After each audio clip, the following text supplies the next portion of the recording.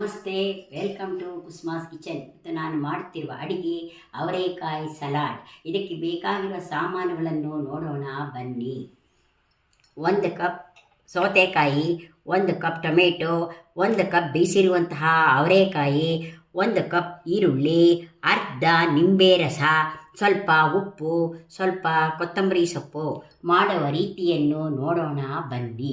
ಒಂದು ಪಾತ್ರೆಯನ್ನು ತೆಗೆದುಕೊಂಡು ಅದರಲ್ಲಿ 1 ಕಪ್ ಅವರೆಕಾಯನ್ನು ಹಾಕೋಣ.